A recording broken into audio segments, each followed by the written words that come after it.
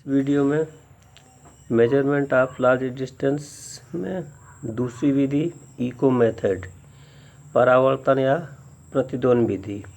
इसमें दूर स्थित पहाड़ी, चट्टान, मीनार की दूरी ज्ञात करते हैं। इसमें इस दूरी को ज्ञात करने के लिए, जैसे मान लीजिए दूर स्थित ये आपका मीनार हो गया, तो इसमें किसी ध्वनि स्रोत से ध्वनि उत्पन्न करते हैं। उत्पन्न ध्वनि स्रोत से, और ये हो गया स्रोत से उत्पन्न ध्वनि मीनार तक जाती है और पुनः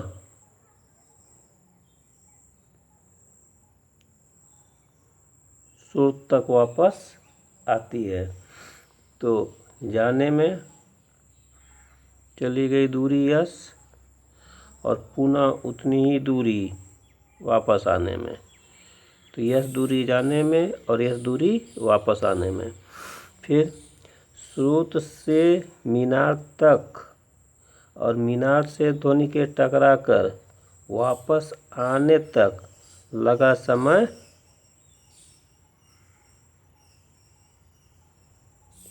टी हो। तो इस प्रकार यस और टी, ये दोनों यदि हम ज्ञात कर लें यस और टी के पद में, तो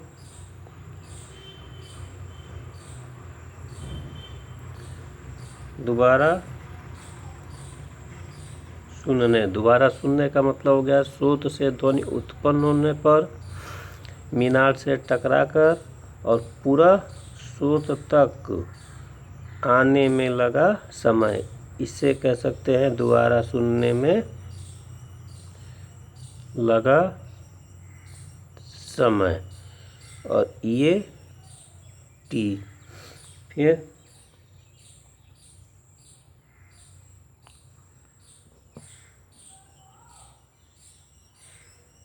ध्वनि की चाल वी और कुल दूरी का अर्थ हो गया स्रोत से मीनार के बीच ध्वनि जाएगी तो ये दूरी, और फिर वापस स्रोत तक आएगी तो दूरी। तो यस दूरी जाने और यस दूरी वापस आने में। तो इस प्रकार कुल दूरी 2s। तो चाल बराबर दूरी बटे समय से।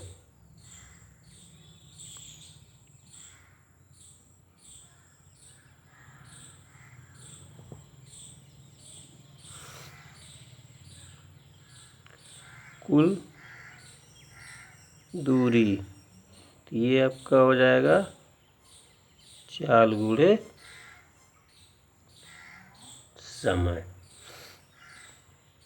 तो कुल दूरी 2s हो गई,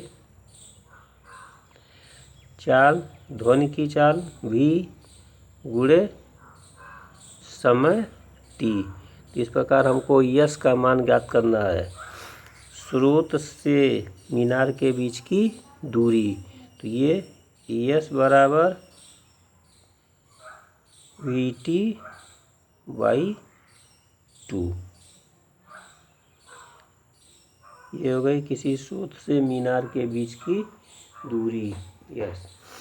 यहाँ पर V जो होगा वायु में ध्वनि की चाल, तो वायु में ध्वनि की चाल 332 मीटर प्रति सेकंड। तो v का मान और वापस जाने और आने में लगा समय t का मान ज्ञात करके बीच की दूरी ज्ञात की जा सकती है। इसमें तीसरी विधि है लेज़र विधि। लेज़र का कह सकते हैं, लेज़र का full form light amplification by stimulated emission of radiation.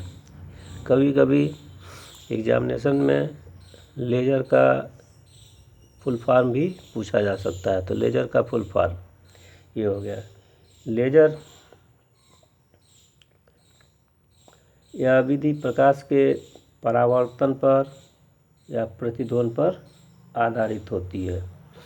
Laser एक अधिक तीव्रता वाला एकदैशिक तथा एकवर्णी प्रकाश स्रोत होता है जो बिना किसी विचलन के एक सीधी रेखा में अधिक दूरी तय कर सकता है। इस विधि में लेजर पुंज पृथ्वी से चंद्रमा की ओर प्रेषित किया जाता है। लेजर पुंज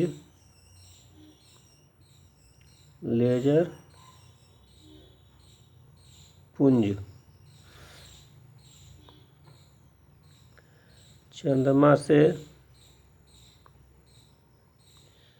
परावर्तित होकर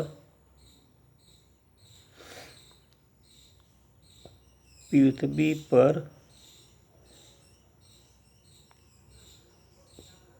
वापस लौट आता है। यदि पृथ्वी से चंद्रमा की दूरी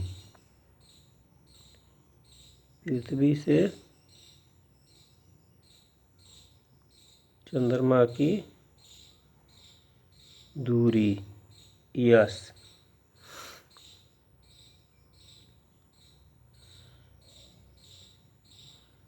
लेजर पुंज के द्वारा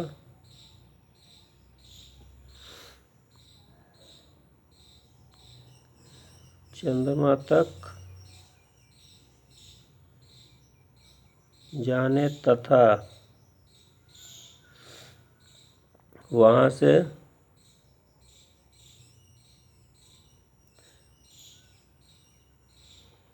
पृथ्वी तक आने में लगा समय।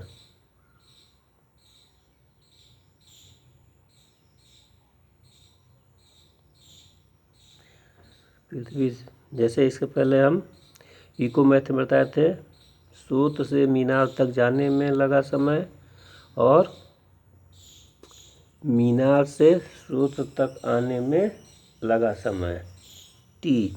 उसी तरीके लेजर के स्रोत से तो वही लेजर पुंज के द्वारा चंद्रमा तक जाने में लगा समय और वहाँ से पृथ्वी तक आने में लगा समय।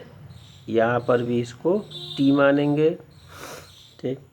तो और ये हो गई पृथ्वी से चंद्रमा की दूरी यस, तो टी हो गया।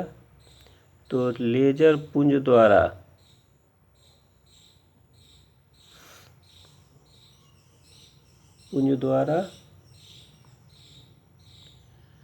चली गई कुल दूरी, और कुल दूरी हो गया समय गुणे प्रकाश की चाल। वहाँ इको मेथड में था ध्वनि की चाल, स्रोत से ध्वनि उत्पन्न की जाती है, ये कहा जाता है। यहाँ पर लेजर पुंज लेजर लाइट हो गया, तो ये आपका प्रकाश की चाल। लेजर पुंज द्वारा चली गई कुल दूरी, तो कुल दूरी यहाँ पर ट्वाइस यस।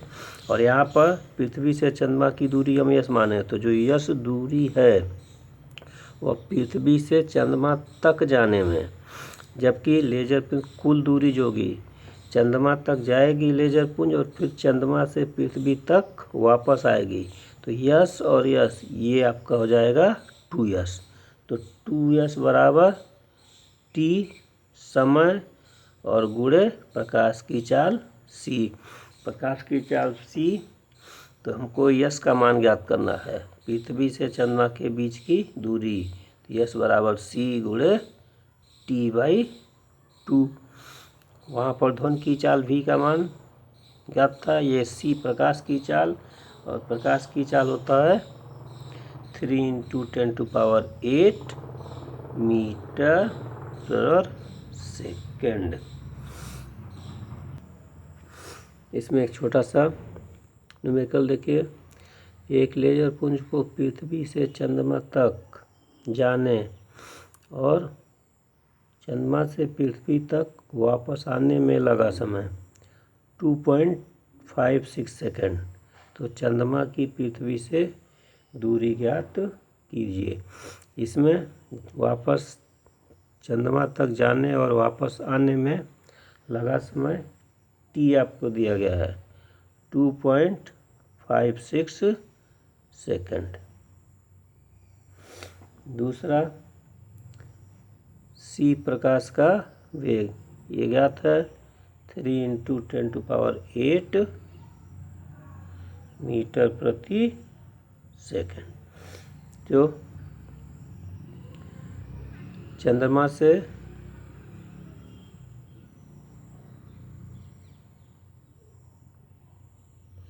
पृथ्वी की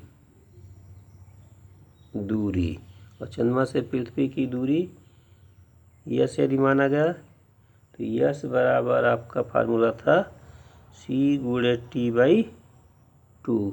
ये सब मान हम रख देंगे तो c का मान 3 × 10⁸ गुणे t 2.56 / 2, और ये बराबर आपका हो गया 3.84 × 10⁸ मीटर, चंद्रमा से पृथ्वी के बीच की दूरी।